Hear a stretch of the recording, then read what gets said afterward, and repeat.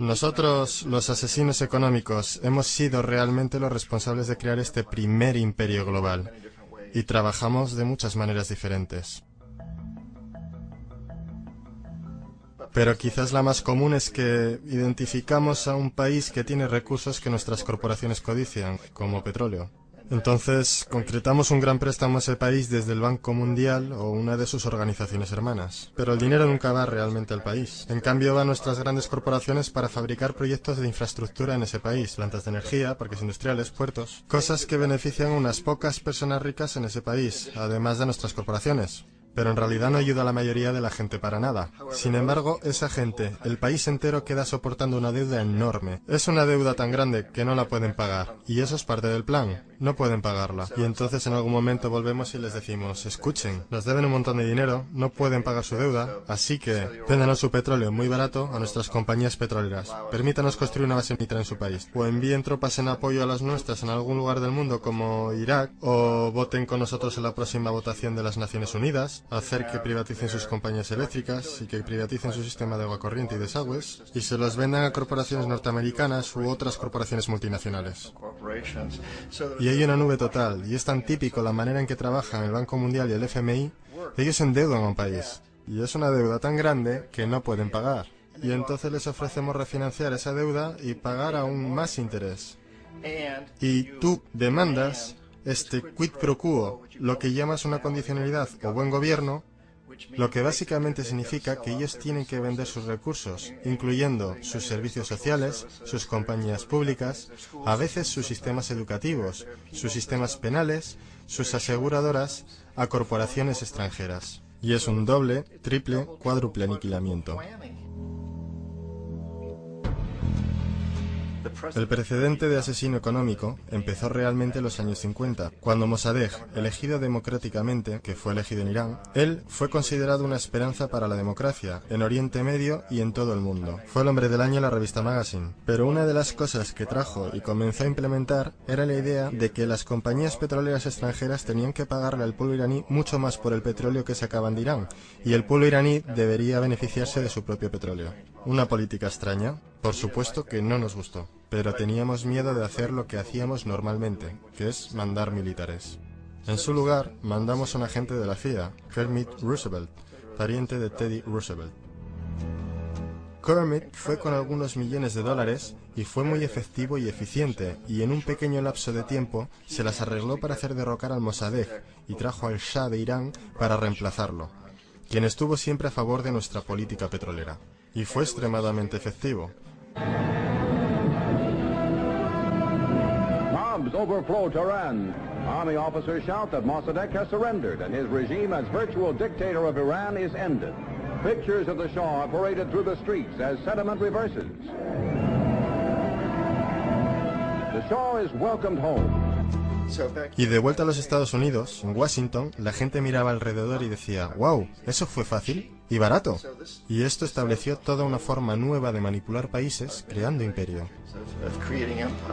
El único problema con Roosevelt era que llevaba una tarjeta de agente de la CIA, y si hubiera sido atrapado, las ramificaciones habrían sido muy serias. Así que muy rápido, en ese instante, se tomó la decisión de usar consultores privados para canalizar el dinero a través del Banco Mundial o el FMI, o alguna otra de sus agencias para mandar gente como yo, que trabajan para compañías privadas. Así que si nos atrapan, no habría ramificaciones gubernamentales.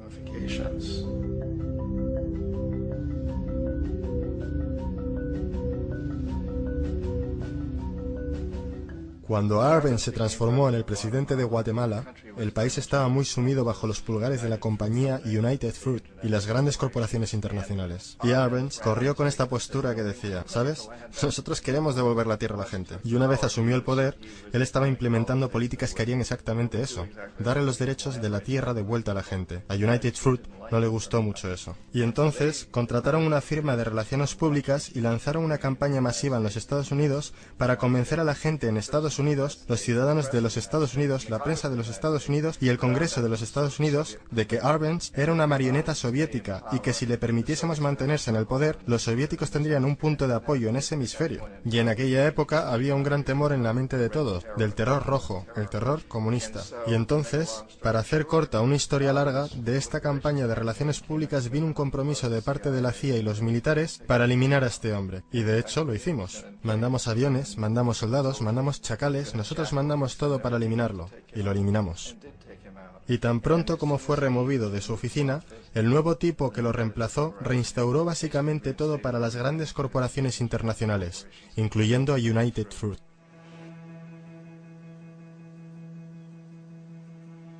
Ecuador, por muchos años fue regido por dictadores proamericanos, a menudo relativamente brutales. Entonces se decidió que habría una verdadera elección democrática. Jaime Roldós se postuló y su principal meta, dijo como presidente, sería asegurar de que los recursos de Ecuador se usarían para ayudar a la gente. Y ganó, de manera aplastante, por más votos de los que nadie ha ganado nunca en Ecuador, y comenzó a implementar estas políticas, para asegurarse de que las ganancias del petróleo fueran a ayudar a la gente. Bueno, a nosotros no nos gustaba esto en los Estados Unidos. Yo fui enviado como uno de varios asesinos económicos para cambiar a Roldós, para corromperlo, para darle la vuelta, para hacerle saber, ya sabes. ¿De acuerdo? Ya sabes. Puedes hacerte muy rico tú y tu familia si juegas nuestro juego. Pero si continúas intentando mantener estas políticas que has prometido, te vas a ir. Él no escuchaba. Fue asesinado. Tan pronto como cayó el avión, todo el área fue acordonada. La única gente a la que se le permitió entrar eran militares de una base americana próxima y algunos militares ecuatorianos. Cuando se lanzó una investigación, 2 de los testigos clave fallecieron en accidentes de tráfico antes que tuvieran la oportunidad de testificar. Un montón de cosas muy extrañas ocurrieron en torno al asesinato de Jaime Roldós. Yo, como la mayoría de la gente que realmente había visto este caso, no tenemos absolutamente ninguna duda de que fue un asesinato. Y por supuesto, en mi posición como asesino económico, yo siempre estuve esperando que algo le pasara a Jaime. Si iba a ser un golpe de estado o un asesinato, yo no estaba seguro, pero que lo iban a cesar sí, porque él no estaba siendo corrompido. Él no se permitía a sí mismo corromperse como nosotros queríamos corromperlo. Omar Torrijos, el presidente de Panamá, era uno de mis favoritos, ¿sabes? Realmente me gustaba, era muy carismático. Él era un tipo que realmente buscaba ayudar a su país. Y cuando quise sobornarlo o corromperlo, él dijo, mira John, me llamaba Juanito. Dijo, mira Juanito, yo no necesito el dinero. Lo que realmente necesito para mi país, que sea tratado justamente. Necesito, pues, que los Estados Unidos nos den lo que le deben a nuestra gente por toda la destrucción que han hecho aquí. Necesito estar en una posición donde yo pueda ayudar a otros países latinoamericanos a ganar su independencia y estar libres de esto, de esta terrible presencia del norte. Señores, ustedes nos están explotando miserablemente.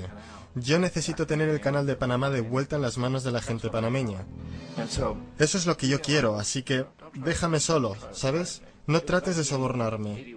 Era el año 1981 y en mayo Jaime Roldós fue asesinado. Y Omar era muy consciente de ello.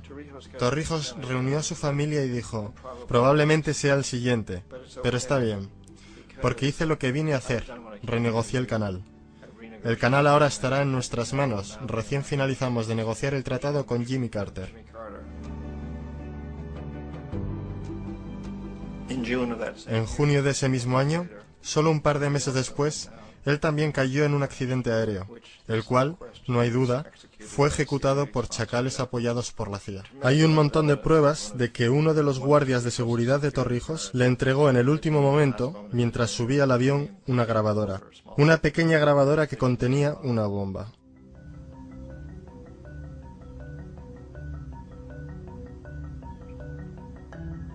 Es interesante para mí cómo este sistema ha continuado de la misma forma por años y años, salvo que el asesino económico se ha vuelto mejor y mejor.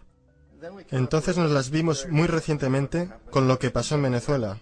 En 1998, Hugo Chávez queda electo presidente, siguiendo una línea larga de presidentes que había sido muy corruptos y destruyeron básicamente la economía del país. Y fue elegido Chávez entre todo esto.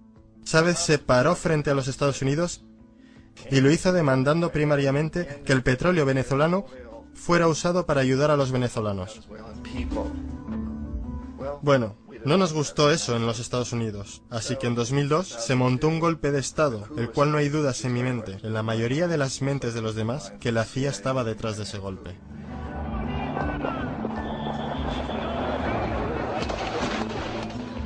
La manera en que fue fomentado ese golpe era muy parecido a aquel que Kermit Roosevelt hizo en Irán, de pagarle a la gente para que saliera a las calles, para manifestarse, para protestar, para decir que Chávez era muy impopular. ¿Sabes? Si puedes hacer que unos pocos miles de personas hagan eso, la televisión puede hacerlo parecer como que es el país entero y las cosas comienzan a crecer rápidamente. Excepto en el caso de Chávez. Él fue lo suficientemente inteligente y la gente lo respaldaba tan fuertemente que lo superaron. El cual fue un momento fenómeno en la historia de América Latina.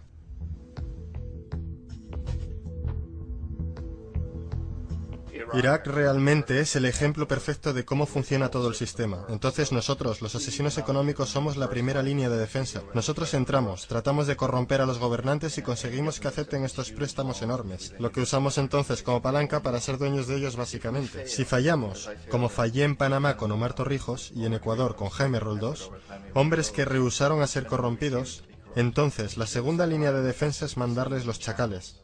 Y los chacales o derrocan gobiernos o asesinan. Y una vez que pasa eso, y un nuevo gobierno entra, ese nuevo presidente sabe lo que le pasará si no lo hace.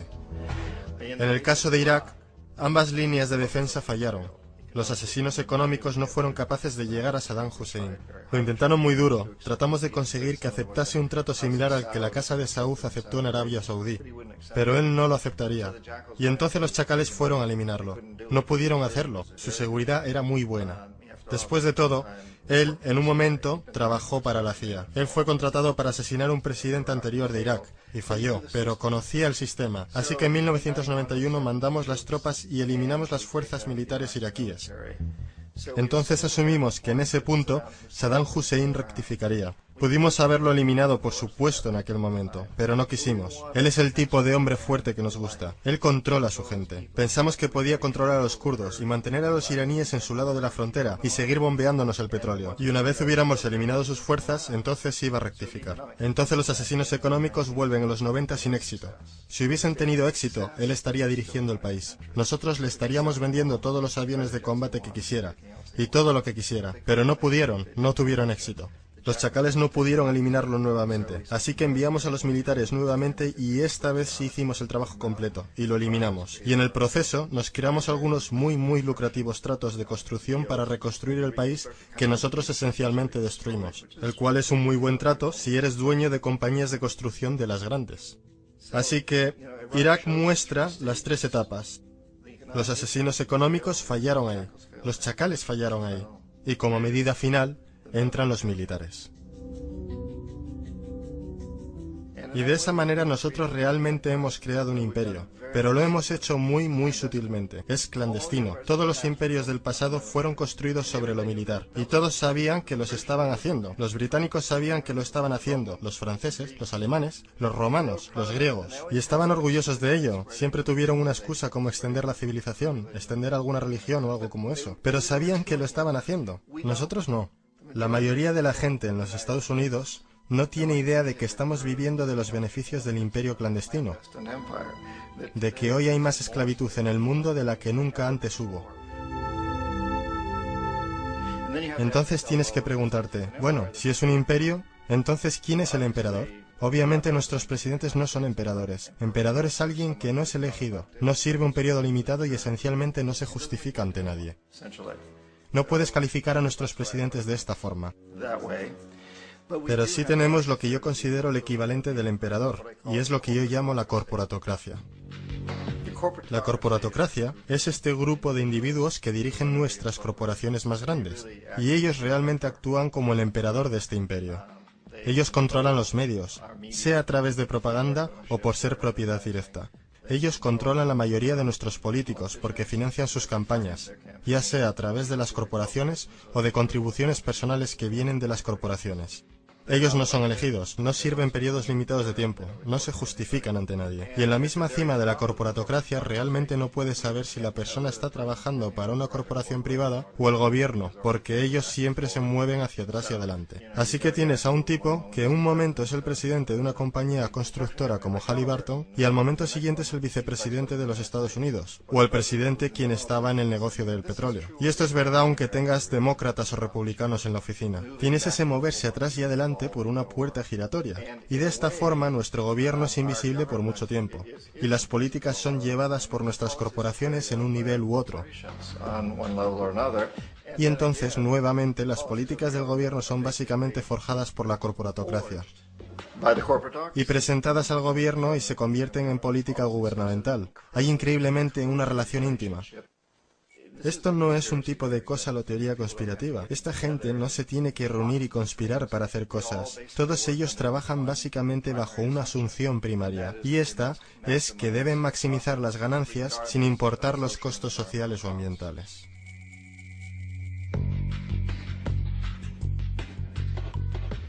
Este proceso de manipulación de la corporatocracia a través del uso de deuda, soborno y derrocamientos políticos se llama globalización.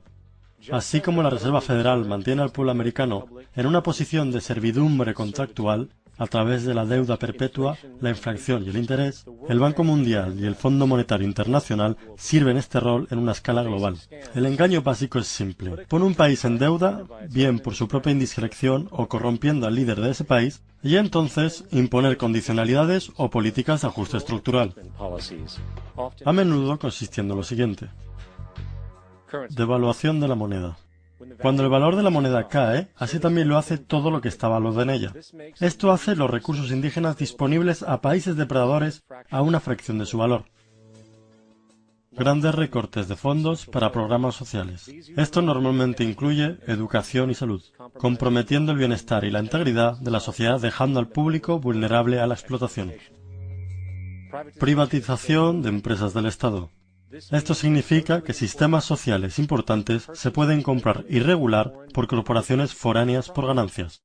Por ejemplo, en 1999, el Banco Mundial insistió que el gobierno boliviano vendiera el sistema público de agua de su tercera ciudad a una subsidiaria de la corporación americana Bechtel. Tan pronto ocurrió, las facturas de agua para los residentes locales ya empobrecidos se dispararon al cielo. No fue sino hasta una revuelta completa del pueblo que el contrato se anuló. Entonces está la liberación del comercio, o la apertura de la economía quitando las restricciones de comercio exterior. Esto permite un número de manifestaciones económicas abusivas, tales como que las corporaciones transnacionales traigan sus propios productos en masa, vendiendo más barato que la producción indígena y arruinando la economía local.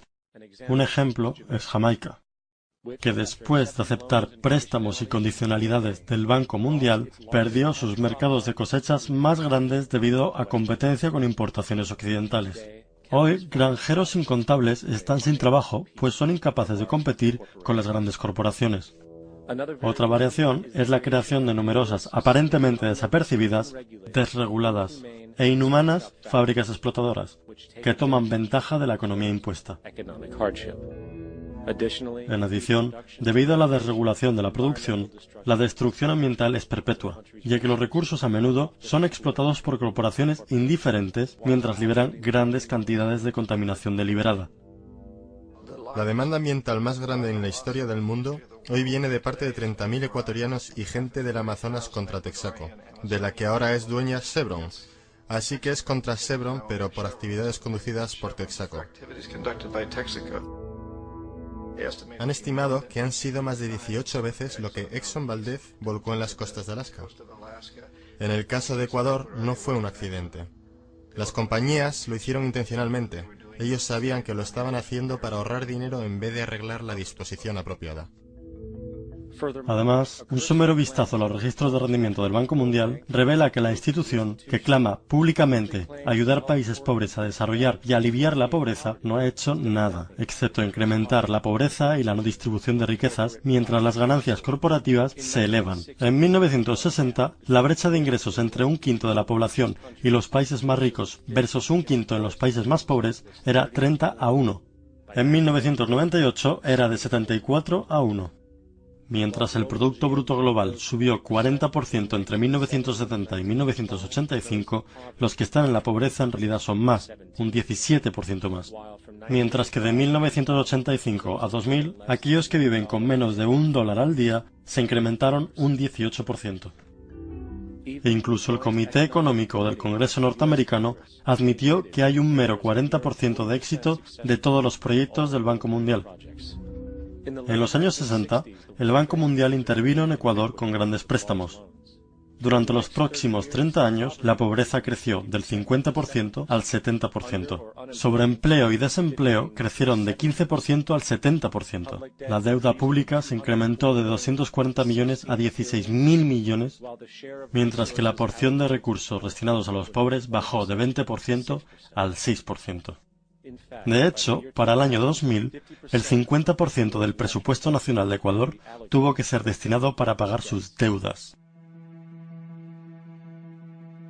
Es importante entender que el Banco Mundial es, de hecho, un banco norteamericano que apoya intereses de los Estados Unidos, pues Estados Unidos tiene poder de veto sobre las decisiones, porque es el proveedor más grande de capital.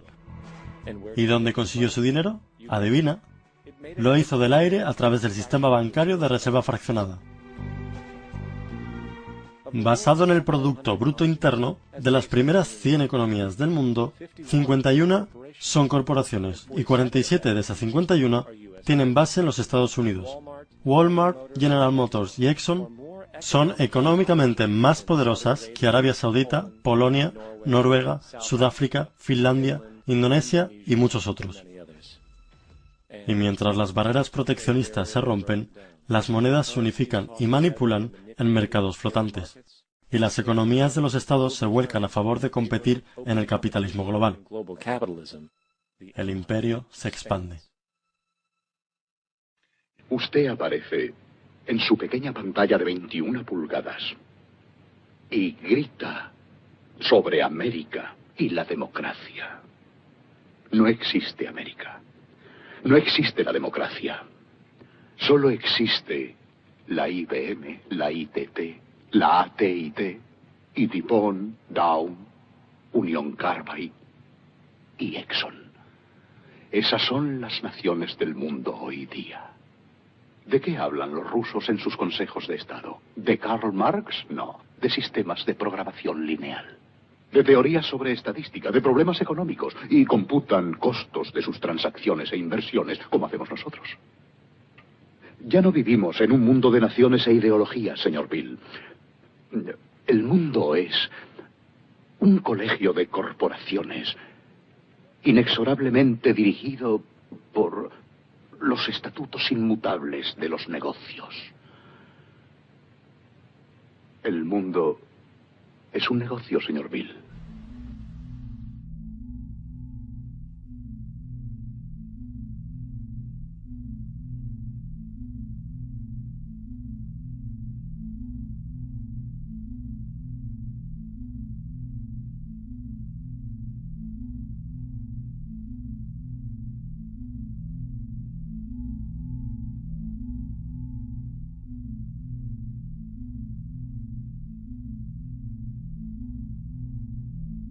El mundo está siendo tomado por la mano poderosa de los negocios, que dominan los recursos naturales de los que necesitamos vivir, mientras controlan el dinero que necesitamos para obtener estos recursos. El resultado final será un monopolio mundial basado no en la vida humana, sino en poder financiero y corporativo. Y mientras la inequidad crece, naturalmente más y más gente se desespera.